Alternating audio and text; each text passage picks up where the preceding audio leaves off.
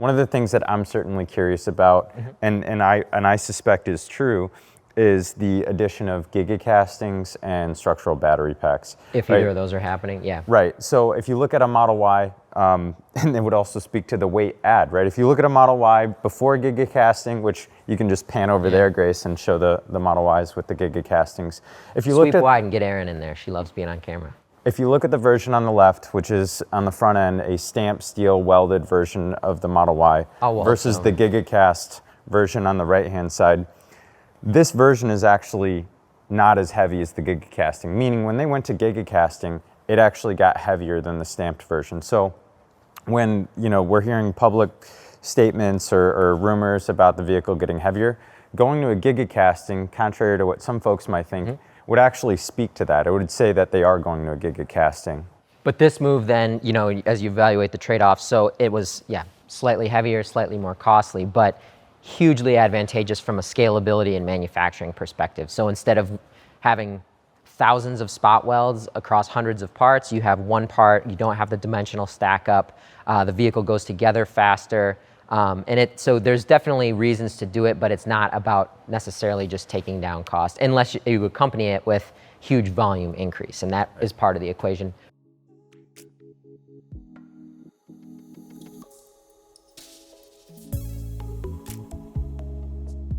Welcome to Electrified, it's your host Dylan Loomis. So first up today, Munro Lab did a video on Project Highland, talked about a lot of the things we've covered the past few months, but there was one thing that I wanted to correct or at least add some more context to. And frankly, although it adds cost to the vehicle, if they add radar back in or LiDAR back into their system, I would be pleased to hear that from a potential consumer perspective.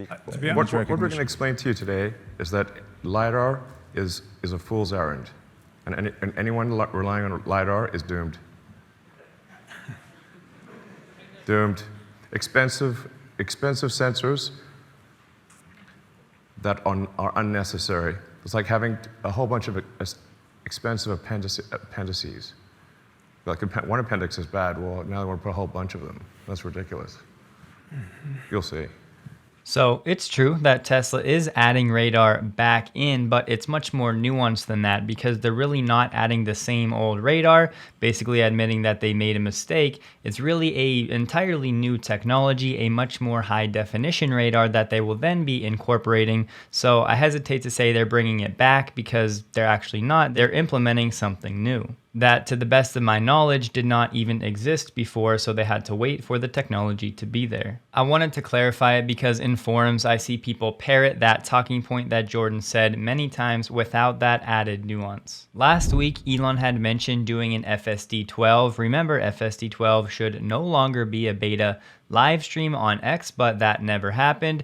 Dirty Tesla then brought it up, to which Elon said, maybe I can squeeze it in tomorrow night, and he said this yesterday on Thursday. Then at 3:14 a.m. Eastern Standard Time, Elon said that stream should be expected tomorrow around 4 p.m. Pacific Time or 7 p.m. Eastern Time. It could be interpreted either way, but I'm guessing Elon was tweeting this around midnight before he went to bed, insinuating that tomorrow would indeed mean Friday, today. So be on the lookout for this one. I have my expectations very low, and I do think there's more risk with doing this than there is actual reward, especially if the media grabs something that maybe goes awry during this live stream. But I do want to hear a lot more about FSD 12 and what it entails, so hopefully we get some of that detail. Electric Felix shared the first video I've seen of somebody actually using the new screens on Tesla's V4 superchargers. Tap and go. You'll notice that this is a contactless charger. You can also use it obviously with the Tesla app, but I haven't got that. So I'm going to pay here. And we've tapped. Rising. Hopefully I'll get that £20 back. And we can see here, charging up. As I said, not only can little LC only take 64 kilowatts, but she's also over 80% charge. Couldn't come here and not try it. So yeah, here we are. Another Tesla supercharging network opened up to everybody and much closer to people living in London. Wonderful for the M25, and it's a lovely day.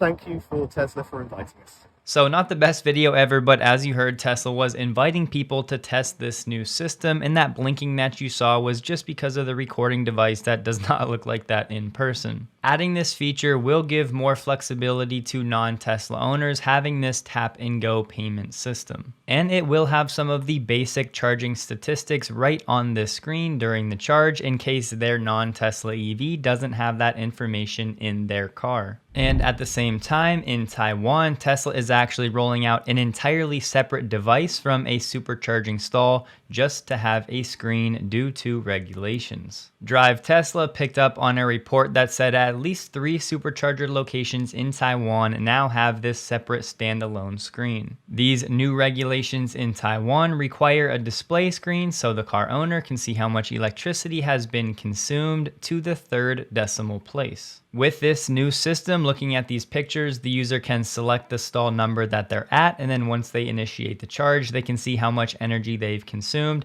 This, of course, would be geared toward non-Tesla owners. Taiwan has not yet officially been added to the non-Tesla supercharger pilot, but seeing this would lead me to believe that's right around the corner. These anecdotes right here are why I think we're not seeing V4 anywhere in the States yet, because they're waiting to see what the regulations will be and how this whole NACS CCS shakeout is going to work. That said, Tesla is not totally leaving us Americans in the dark with supercharging, opening up new sites like this with, yes, the Cyber Canopy. As I've said before, this is the model I would love to see at every supercharging location. The canopies for protection from the elements with, of course, the added solar power. And big 84 stall sites like this gearing up for the expected ramp are always good to see. I know Rob talked about this last night, but I had to share it here in case even one of you missed it. We're looking at this interior, potentially RGB light strip throughout the Cybertruck, and me as a sucker for interior ambiance, I was so excited to see this. Personally, I would still probably be interested in an aftermarket kit with more lighting and more accessories, more customization, but this is definitely a great start and hopefully something we see on the final production variant. And just a reminder, when you create innovative, compelling products, they will market themselves. Look at that. A Tesla Cybertruck was spotted on the road in Northern California this week, just days after the company announced the first one had rolled off the assembly line.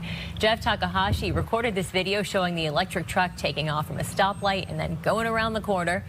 The truck will make you do a double take. It has a wedge shape and stainless steel body and looks nothing like a traditional pickup. Joe Tetmeyer shared this image from Giga, Texas of the Cybertruck with the front parked right by the window. So it's almost like Tesla wants us to see this, but at the same time, they want to remind us they're still doing testing, so actual customers will need to be patient for these deliveries. We've seen the construction and progress of Tesla's train station at Giga Berlin from the drone flyovers, but today Tasmanians said this will actually start transporting people in September. It'll run about 60 times per day and transport not only factory employees, but will be free for use by citizens. The actual start day, September 4th, it should run during the weekdays, Monday through Friday, and will deliver more than 1,500 employees per shift directly to the factory building, reducing all of the transport costs because Giga Berlin kind of relatively is in the middle of nowhere, so employees have to travel. So in about 2 weeks, we should start to see some drone video flyovers of this train in action that is also free. If you have followed the Tesla story the last few years, you will recall the right to repair movement being a controversial topic. Many DIY folks have wanted more information from Tesla, specifically telematics data,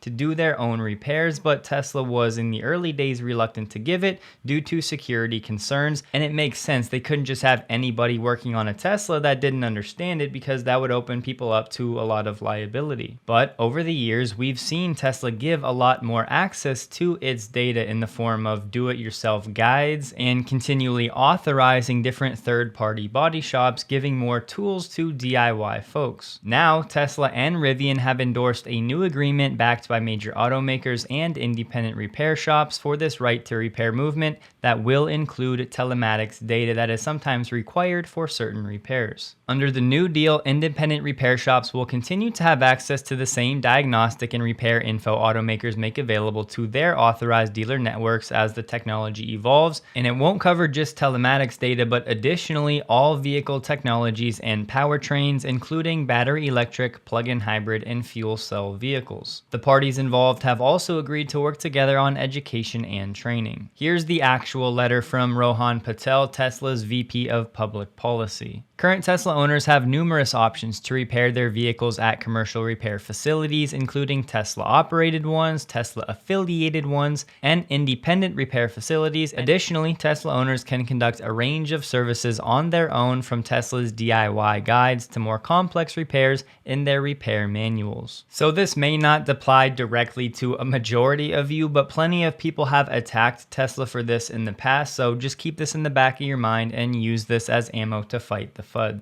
If you've been around the channel, you'll recall toward the end of last year, the Model Y broke the best-selling car record in Norway that was held since 1969. So the Model Y still selling like gangbusters in Norway, breaking its own record it just set last year. This American-made car index from cars.com was circulating today, but this came out earlier in the summer back in June. But in case a few of you missed it, this is very important information to know about Tesla, looking at the share of US light-duty sales from domestic assembly for 2023 model years. Tesla, the only company at 100% of their US sales are made domestically. And we've talked in the past about how Ford and GM will market their American-made brand when in reality they fall well short of the standard that Tesla has set. And honestly, right here, this is a screenshot to take and send to your friends and family. If they don't support Tesla and they live in America, you have to wonder what's really going on. Do they not know about these facts, or is there something deeper that needs addressed? I'm not saying everybody has to be a Tesla fan and like the vehicles and buy their cars, but to not support them as an American-made company just doesn't make sense to me. From The Driven, Australia's biggest bank says EV loans have more than tripled over the past year, which is good moving forward because now these banks will see the transition and maybe offer better incentives and better financing working with some of these EV companies. This new data from today said Australians had bought more EVs in the first half of 2023 than throughout all of 2022. EV loans soared 235% during the last financial year, making them the fastest growing vehicle type for the bank. On this one, I would like to pump the brakes. I think a lot of people are seeing this and thinking, oh, a strike is definitely going to happen, but this really is just a negotiating tactic. It's happened before and it's no guarantee of anything. But the UAW said 97% of its members had voted to authorize strikes against GM, Ford, and Stellantis if they can't come to a deal by the deadline September 14th. So far, the big three have suggested they will probably agree to some form of higher wages. Pretty vague. I do think there's at least a chance a strike happens because this is a pivotal turning point for the auto industry, but this alone does not guarantee that. Because again, these authorization votes are really just a formality. At the same time though, in a separate deal, GM has actually agreed to increase EV wages at one of its Ultium plants by 25%. The wage increases will be between $3 and $4 per hour. This is still a tentative deal, but if it goes through, the workers will retroactively be paid back wages of between $3,000 and $7,000 dating back to December of last year, so essentially for all of 2023. To be clear, this is a separate agreement from the UAW and the Big Three negotiations. It is confusing though because this Ultium plant in Ohio is the first major organized battery plant in the country to be part of the UAW. But this committee is still in the midst of negotiating many other topics. So we have Tesla with a decade of cost advantages and supplier relationships and no unions, and these other companies with the unions paying higher wages with none of that experience of lower prices or cost advantages. And we have the scales continually being tipped further in Tesla's favor, believe it or not. This may sound like hyperbole, and most of you will know I'm not a fan of that at all, but this study is potentially one of the best ones you could do for the auto industry looking at the next 10 to 20 years. We have Gartner Consultancy doing a digital automaker index focusing on 8 software-centric areas that you'll see in the green, including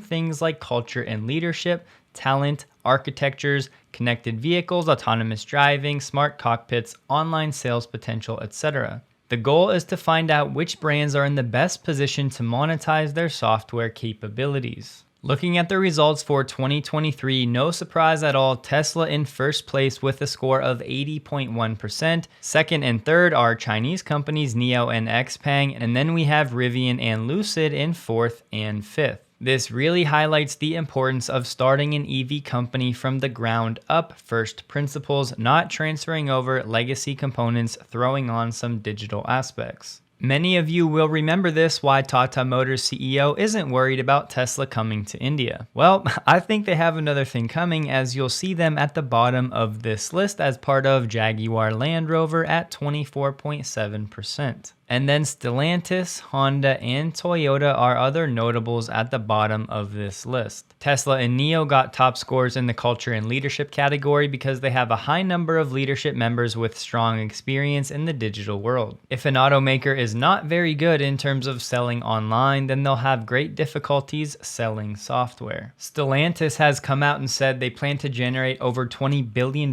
in profit from software sales by 2030, but this study highlights a problem that they're not achieving their promised evolution into being a tech company from an auto company fast enough. One of the creators of the index said if they don't address this, it will just deteriorate. Then one day it might be game over. Personally, I'd be comfortable removing the might be from that quote. We've already seen it. How many problems has VW had with its software unit Cariad where they can't roll out basic UI functionality features on their vehicles? And Jim Farley has said many times how much they have to change from dealing with 150 different suppliers for hardware and software, trying to get them all to communicate, than a company like Tesla who does almost everything in-house with their own software. Again, these are things that the general public has no understanding of. They have no idea of autonomous vehicles and how close they really are and what the software world will look like in vehicles over the next 10 to 20 years. Maybe, just maybe, we have an end to the funding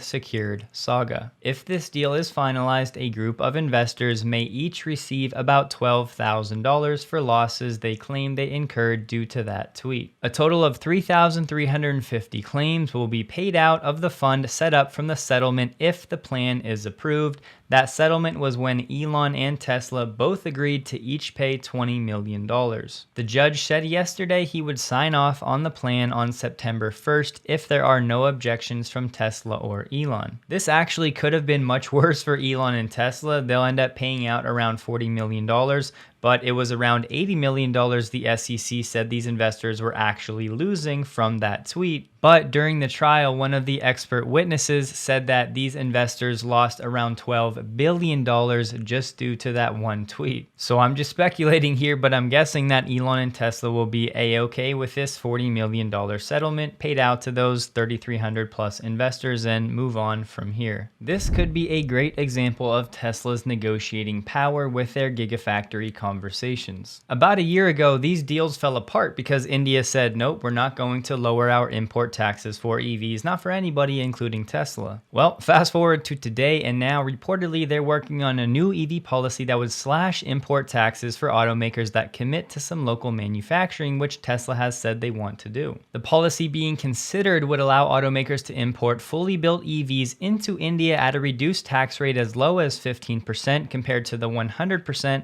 that applies right now to cars that cost over $40,000 and 70% for those cars under $40,000.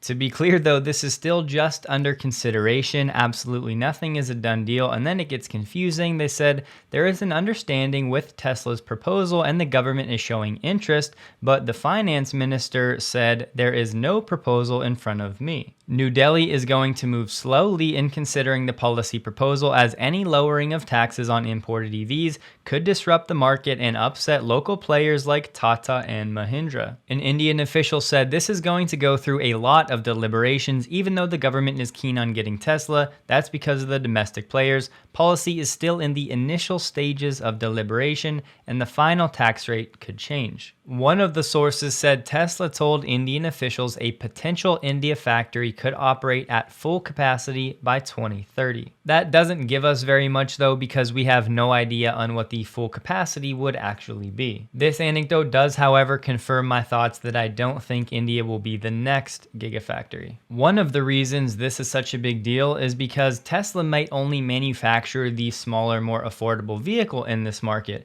but as India grows and the incomes grow, there may be a market for them to sell the Model 3 and the Model Y, which they might not actually manufacture there, but if they can import those vehicles with much less import tax, obviously, that's a good thing. Polestar has announced a partnership with Mobileye to incorporate their chauffeur autonomous driving tech into the Polestar 4 that's set for a global release next year. This is Mobileye's hands-free point-to-point autonomous driving on highways. To streamline manufacturing, Rivian is discontinuing the Compass yellow paint, the 20-inch all-terrain bright wheels, and the vegan leather dashboard, with all three coming to an end in mid-September. Rivian is emailing some customers asking them to reconfigure and pick different options. In Canada, Rivian is also messaging quad motor reservation holders asking them to switch to dual motor configurations so they can take delivery this year instead of waiting until next year. I'm not going to dive into the details here because they'll be very region specific, but just know that right now Ford is offering Mach-E discounts that vary in price,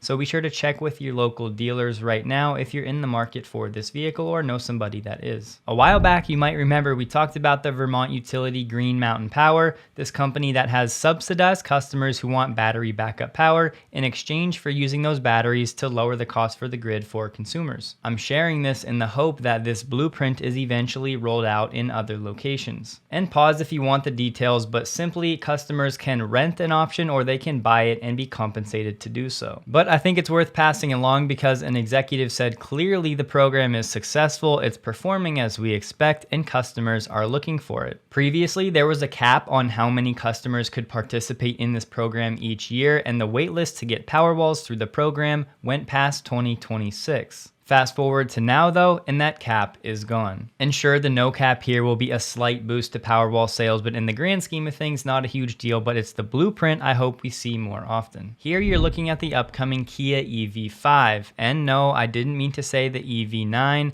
that's a 3-row, the 5 is going to be a 2-row, smaller compact SUV. This is set to go on sale in China later this year, and it should arrive in the US for the 2025 model year, so potentially toward the end of 2024.